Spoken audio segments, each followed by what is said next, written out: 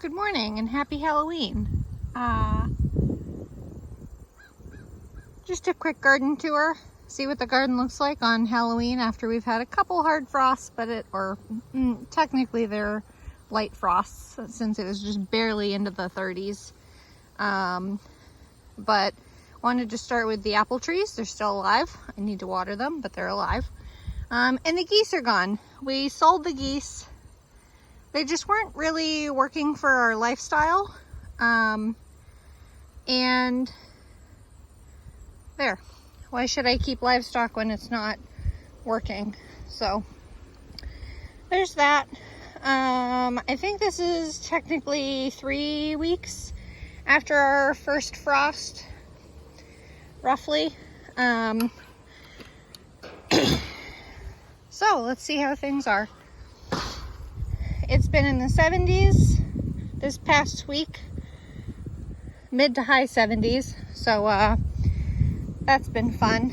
I refuse to cover my brassicas again though, because I put all my shade cloth away, because isn't that what you always do? Put your shade cloth away and then it gets hot again.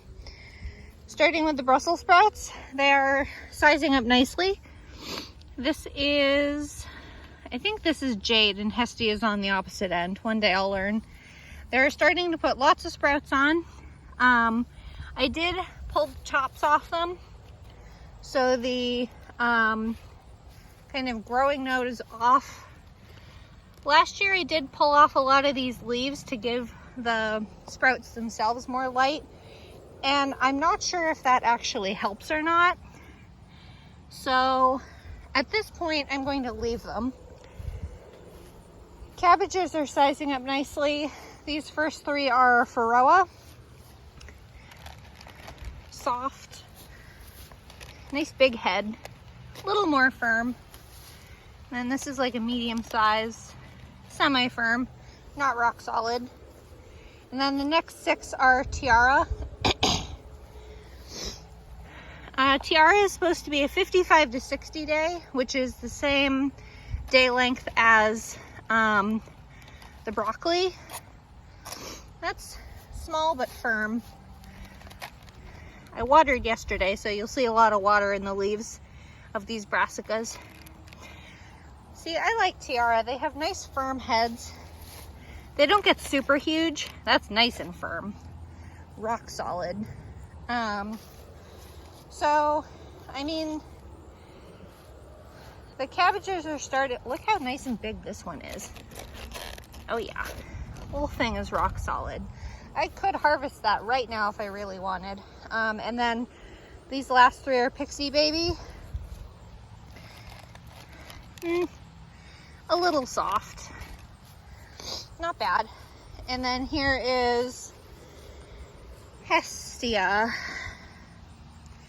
which they almost have like a more oblong sprout, like a pear shape at this point than Jade does. So we'll see who gets bigger. Look at that one. Nice big sprout on that. Sprouts are our favorite vegetable, especially my husband's. I do them with bacon fat and maple syrup until the edges get nice and crispy. And my husband loves them.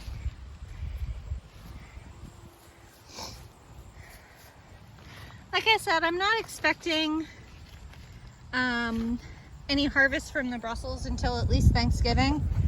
So we'll see what we get. Here is the Butter Crunch lettuce and Bloomsdale longstanding. Time for a harvest again.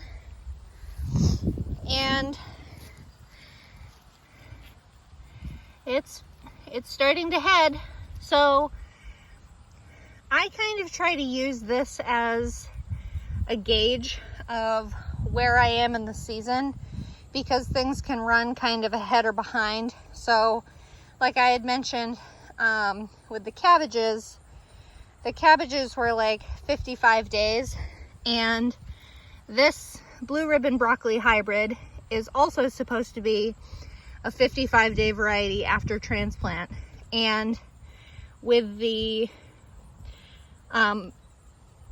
excuse me. So with the broccoli just starting to head, I'm gauging myself the equivalent of about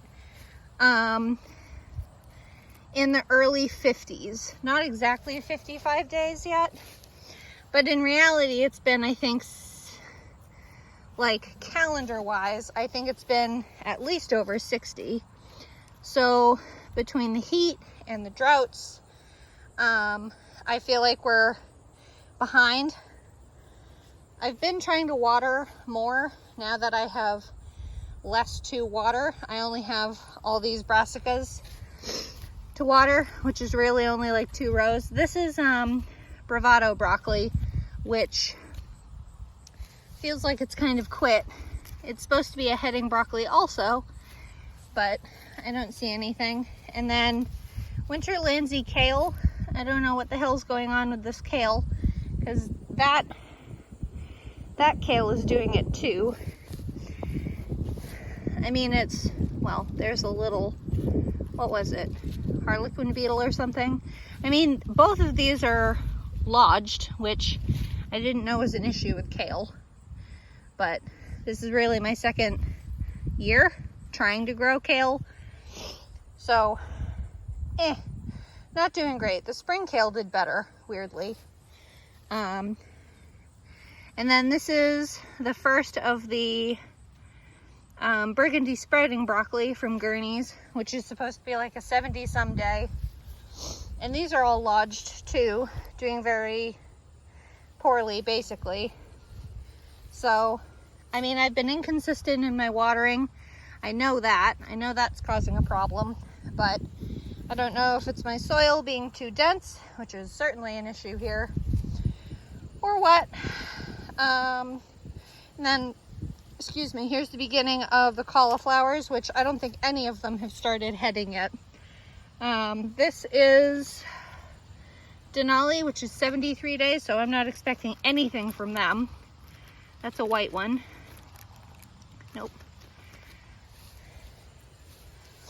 And then we have Clementine, which is supposed to be a 55 day. This one plant is very small, so I'm not expecting anything from that.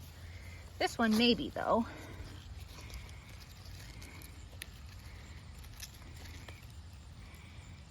No. And then the middle one is Verde, which is green, and that's a 71 day. And I'm not expecting anything from these yet either. So, haven't successfully grown cauliflower yet in general. So, back to a Clementine, which again has nothing. Nothing. And Denali. These plants look a lot more promising, but they're a later season one, so I'm not holding my breath for it. Nor do I want to damage it too badly looking for it. So, no. Anyway, that's all the brassicas. They're doing pretty good. I'm pretty happy with them.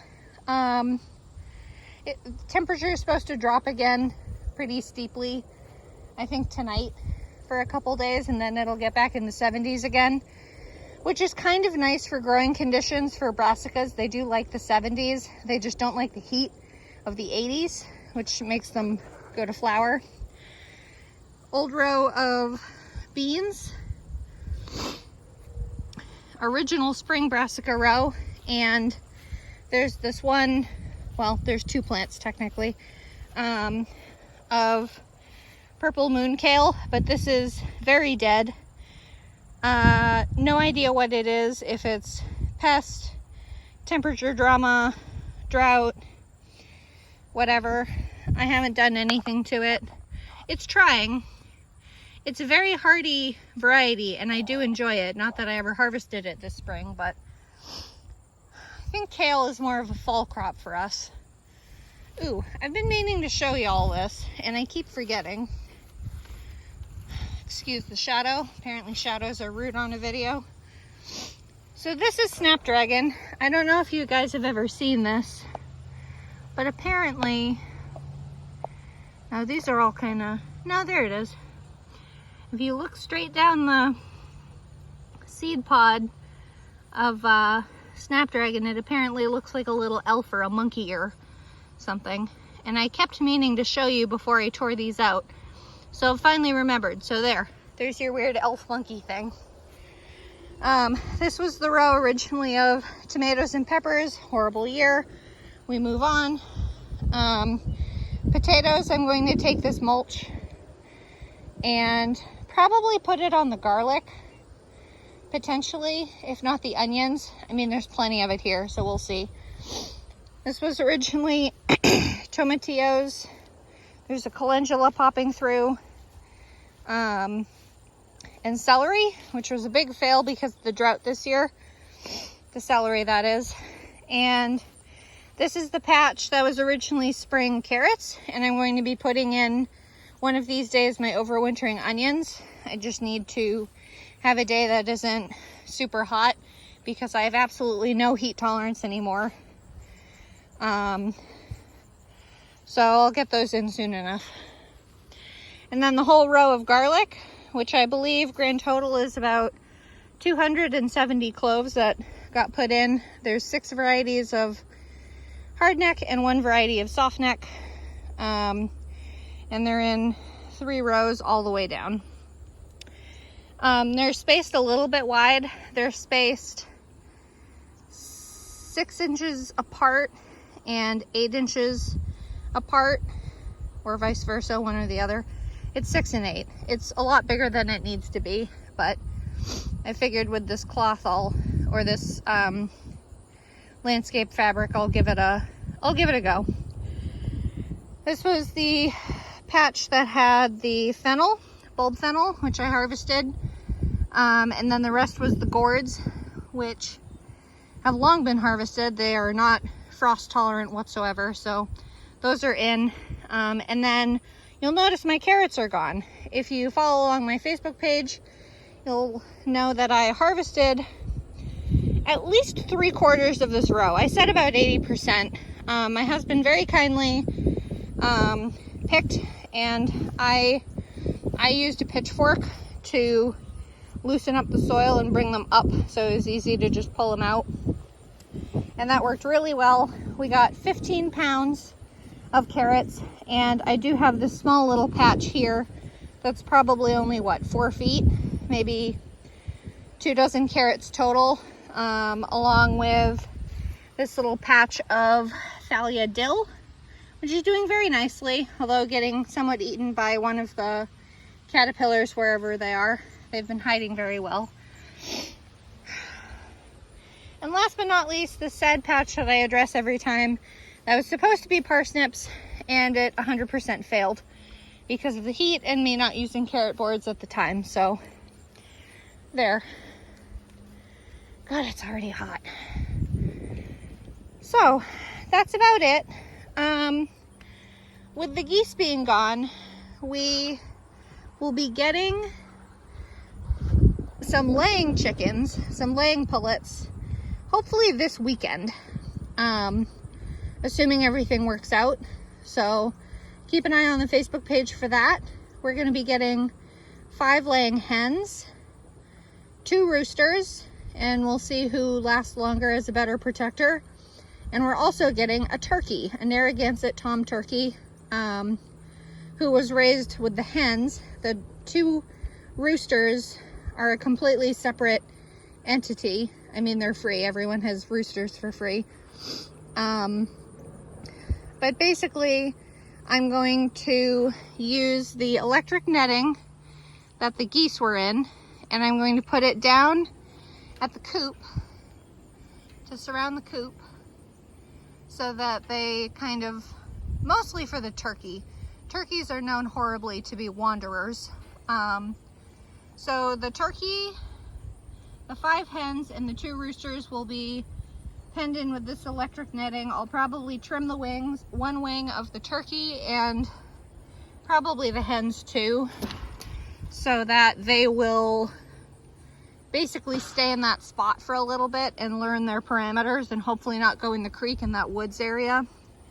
because in the spring we're going to be getting pigs to go across the creek over there and try to clear out all that brush and push back the tree line so that predators don't come as close, which is what happened to my previous flock. They went in there on a 90-degree day.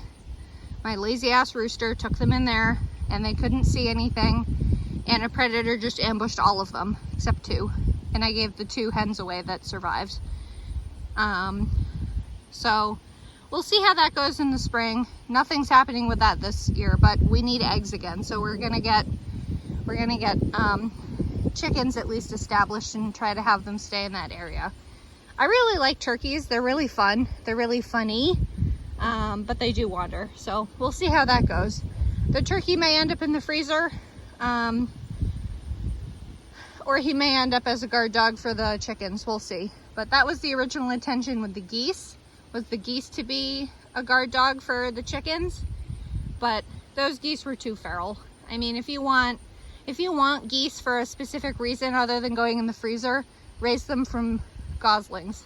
Buy them as goslings and raise them that way. Otherwise, it's a shit show. But anyway, don't mind the ramble and the plan.